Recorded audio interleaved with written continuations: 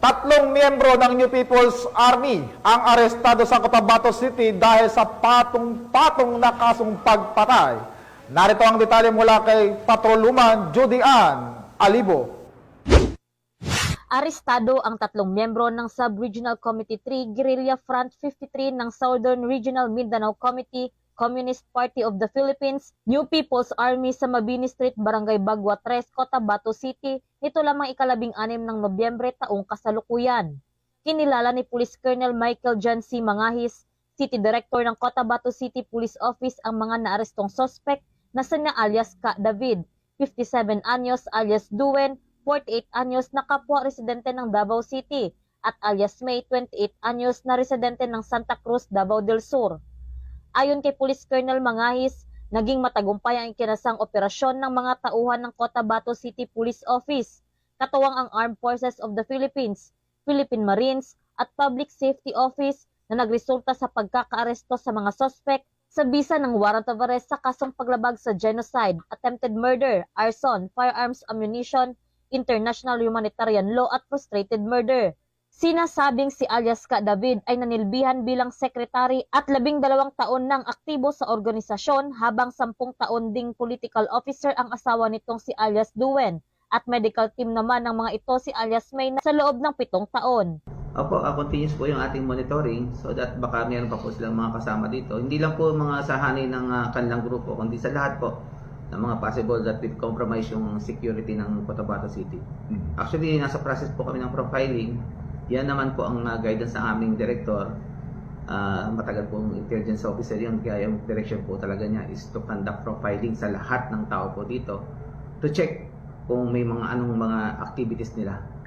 So yan po yung mga susunod na gagawin natin. We'll make sure na talagang masecure natin ang Cotabato City. Kasalukuyang nasa kustudiya ng Police Station 1 ang mga naarestong suspect para sa dokumentasyon at tamang disposisyon.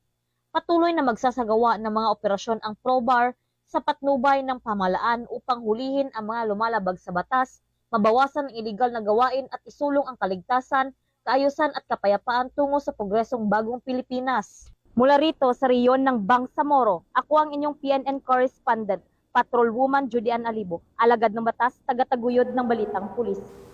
Maraming salamat sa iyo, Patrolwoman Alibo. Walang takas ang isang babaeng nakatalang top 2 most wanted person city level matapos maaresto ng mga otoridad dahil sa kasong money laundering sa Zamboanga del Sur. Nakibalita dyan si Patrolwoman Joyce Abiog. Ng individual sa sinagawang law enforcement operation ng mga tao ng Pagadian City Police Station kasama ang Zamboanga del Sur Provincial Intelligence Unit, Zamboanga del Sur 1st PMFC at Zamboanga del Sur Maritime Police Station sa Purokmanga, Barangay Tuburan, Pagadian City, Zamboanga del Sur. Kinilala ni Police Lieutenant Colonel Jerwin S.D. Cagurin, Chief of Police ng Pagadian City Police Station, ang suspect na 40 taong gulang at residente ng Purokmanga, Barangay Tuburan, Pagadian City. Naging matagumpay ang operasyon sa bisa ng warrant of arrest sa kasong paglabag sa Section 4 ng Republic Act 9160 o Anti-Money Laundering Act of 2001 na inisyu ni Honorable Myra Bayot Kiambao, Presiding Judge, Regional Trial Court, National Capital Judicial Region, Branch 203, Muntinlupa City, dated July 10, 2024, na may inirekomendang piyansang mahigit 1 milyon. Kasalukuyang nasa pangalaga na ng Pagadian City Police Station ang nasabing suspect para sa tamang dokumentasyon at disposisyon. Rito sa Zamboanga Peninsula, ako ang inyong PNN correspondent, Patrolwoman Joyce Abiog, alagad ng batas, tagataguyod ng Balitang Pulis.